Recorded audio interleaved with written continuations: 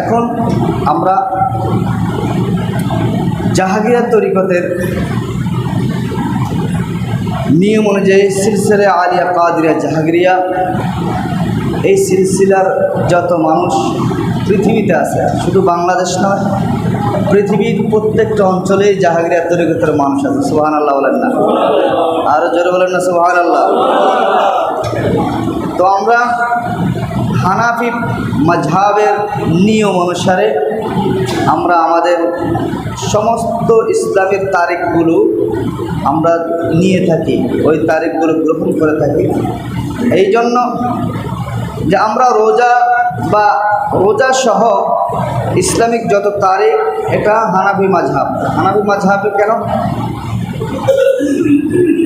যিনি হচ্ছেন ইমামে আজম, অন্যান্য 3 ইমাম যাকে ইমামে আজম বললে স্বীকৃতি দিয়েছেন। সুবহানাল্লাহ বলেন না?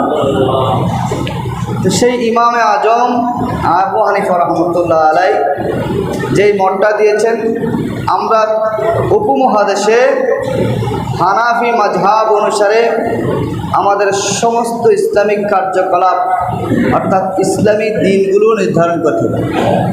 তো আমরা সবাই বাংলাদেশি অধিকাংশ লোকে হানাফি মাযহাবের, সবাই এই রোজাটা ছাড়া অর্থাৎ ইসলামী চাঁদ দেখাটা ছাড়া আর সমস্ত কিছুরই কিন্তু হানাফি মাযহাব মানে। আর এটা এই মতটা গ্রহণ করেছেন হযরত ইমাম শাফি রহমতুল্লাহ আলাইহি, যে চাঁদ দেখা বাধ্যগত দেশে, যে কোনো প্রত্যেকটা দেশের জন্য চাঁদ দেখা বাধ্যগত, এটা মত দিয়েছেন একমাত্র ইমাম শাফি রহমতুল্লাহ আলাইহি। অন্য কোনো মাযহাবের লোক এই মতটা গ্রহণ করেন নাই। এখন মনে করেন সাধারণত আপনি আজকে সৌদি আরব বসবাস করতেছেন রমজান মাসে, ওইখান থেকে রোজা ধরেছেন, আপনি বাংলাদেশে আসলেন। এখন বাংলাদেশের নিয়ম অনুযায়ী যদি আপনি ঈদ করতে যান, তাহলে আপনার রোজা 31টা হবে। কয়টা হবে? কথা বলে না, কয়টা হবে? 31টা হবে। সৌদি আরব থেকে যদি কেউ রোজা রেখে বাংলাদেশে আসে, ওই ব্যক্তির রোজা কয়টা হবে? কথা বলেন না, কয়টা হবে? 31। আমাদের দেশ থেকে যদি কেউ সৌদি আরব যায় রোজা থাকা অবস্থায়, তাহলে ওই ব্যক্তির 29 অথবা 28টা হওয়ার সম্ভাবনা বেশি। তাহলে দেখেন, ইমাম আবু হানিফা রহমতুল্লাহ আলাইহি ওনার যে মাথা, এটা ছোটোখাটো মাথা না, ওনার মাথা এত, যদিও মাথা আমাদের মাথার সমান, হয়তো আপনার আমার মাথার সমান, কিন্তু ভিতরে যেগুলো আছে, ভিতরের সফটওয়্যার যেগুলো আছে, ওগুলা এটা আপনি সাধারণ জ্ঞান দিয়ে এটার বিচার করতে পারবেন না। ইমাম আজম আবু হানিফা রহমতুল্লাহ আলাইহি এক লোক ফতোয়া দিয়েছেন যে তার স্ত্রীকে বলল, তুমি, লোকটা আগে পানি পার হয়ে একটা খাল পার হয়ে চলে গেছে, বলছে তুমি এখন আসবে না, তুমি যদি এখন আসো তাহলে তুমি তালাক, তুমি 3 তালাক। কি বলল? তুমি যদি এই খাল পার হয়ে এখন আসো তাহলে 3 তালাক। অর্থাৎ এই পানি দিয়ে যদি তুমি আসো, কোন পানি দিয়ে? এই পানি দিয়ে যদি তুমি এখন খাল পার হয়ে চলে আসো, তুমি 3 তালাক। এই কথা বলার পরে স্ত্রী কিছুক্ষণ দাঁড়িয়ে রইলেন সেখানে। দাঁড়িয়ে থাকার পরে কিছুক্ষণ পর উনি পার হয়ে চলে আসলো। এখন বিপদে পড়ছে না পড়ে নাই? কথা বলে না, বিপদে পড়ে নাই? মাসালার জন্য গিয়েছেন, বড় বড় ইমাম সাহেবদের কাছে গিয়েছেন, কেউ সমাধান দিতে পারতেছে না, সবাই বলছে না তালাক হয়ে গেছে। কি বলতেছে? তালাক হয়ে গেছে। ইমাম আজম আবু হানিফা রাহমাতুল্লাহ আলাই ওনার দরবারে গেলেন, গিয়ে বলতেছেন, হুজুর এই ব্যাপার। বলতেছে, যখন তুমি কথাটা বলেছ, পানি কি স্থির ছিল নাকি চলমান প্রবাহিত পানি ছিল? বলছে না, খালের পানি তো প্রবাহমান চলতেছিল, পানি নামতেছে। তাহলে তালাক হয় নাই। সুবহানাল্লাহ বলেন না? তাহলে তালাক হয় নাই। কিভাবে?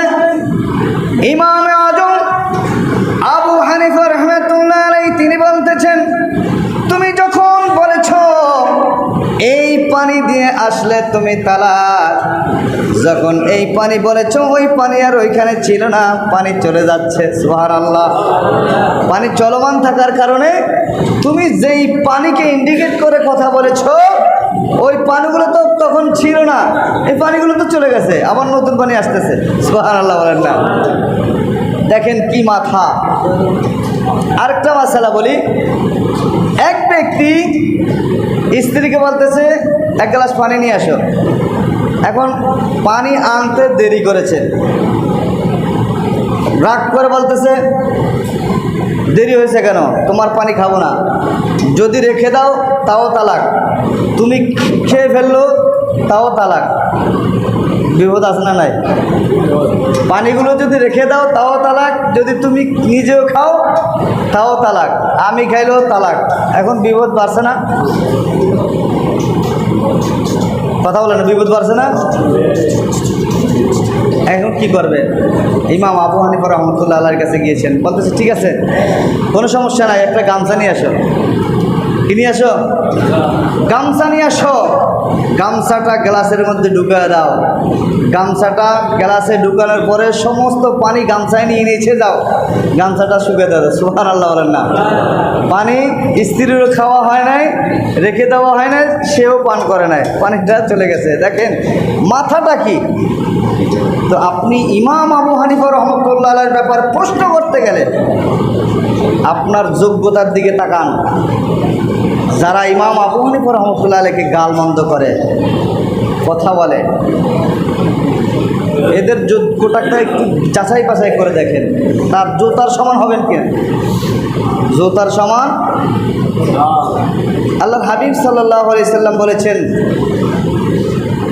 এমন এক ব্যক্তি আসবেন যিনি সুরাইয়া তারকার থেকে যদি জ্ঞান অর্জন করতে হয় সেখান থেকে সে জ্ঞান ছিনিয়ে আনবে। সুবহানাল্লাহ বলেন। সুরাইয়া তারকা এটা দূরের একটা তারকা ছিল, সেই তারকাকে ইন্ডিকেট করে আল্লাহর হাবিব সাল্লাল্লাহু আলাইহি সাল্লাম বলছেন যে ওই তারকায় যদি কোনো জ্ঞান থাকে সেই জ্ঞানটা সে ছিনিয়ে আনবে। ইনি ইমাম আবু হানিফা রহমতুল্লাহ আলাইহি। এই জন্য ইমাম আবু হানিফা রহমতুল্লাহ আলাইহি যে মতটা দিয়েছেন, যেই মতটা গ্রহণ করেছেন, দেশ ভিন্নতার কোনো প্রয়োজন নেই, চাঁদ পৃথিবীর যে কোনো স্থানে উদিত হয়েছে, সাথে সাথে উম্মতি মুহাম্মাদের জন্য তার পরের দিন রোজা রাখা ফরজ অথবা ঈদ করা ফরজ। সুবহানাল্লাহ বলেন। দেখেছেন ওনার মাথাটা কোথায় গিয়েছে? তখন তো আর প্লেন ছিল না, তখন তো প্লেন ছিল না। আল্লাহর হাবিব সাল্লাল্লাহু আলাইহি সাল্লাম যে প্লেনের কথা বলেন নাই, কিন্তু এক মানুষ এক দেশ থেকে আরেক দেশে যাবে এই কথাটা বিবেচনা করে ইমাম আবু হানিফা রাহমাতুল্লাহ আলাইহি চিন্তা করেছেন, যদি দেশের তারতম্য সৃষ্টি হয় তাহলে লোকজনের এক দেশ থেকে আরেক দেশে গেলে তার রোজা কম বেশি হওয়ার সম্ভাবনা আছে। এই জন্য ইনি বলতেছেন উভয় স্থলের দেশের তারতম্য করা কোনো যুক্তিগত কথা নয়। সুতরাং চাঁদ যেখানেই, পৃথিবীর যে কোনো স্থানে চাঁদ দেখা গেছে, বাস ওইটাই গ্রহণযোগ্য। সুবহানাল্লাহ বলেন না? মাত্র 3 জন লোক যদি সাক্ষী দেয়, 3 জন ব্যক্তি সাক্ষী হতে হবে। এখন ইন্টারনেটের যুগ, 3 জন না, শতে শতে হাজার হাজার লাখ লাখ মানুষ সাক্ষী দিচ্ছে না? তা আপনারা অন্য সব কিছু বিশ্বাস করেন, এই জিনিসটা বিশ্বাস করেন না কেন? আমেরিকা এখন কি হচ্ছে, অ্যাক্সিডেন্ট হচ্ছে বা কি হচ্ছে, মারামারি হচ্ছে, যা কিছু হোক না কেন সেটা সাথে সাথে বিশ্বাস করেন, কি করেন না? কিন্তু এই চা ধরছে এটা বিশ্বাস করেন না কেন? তো এটা কীরকম হলো?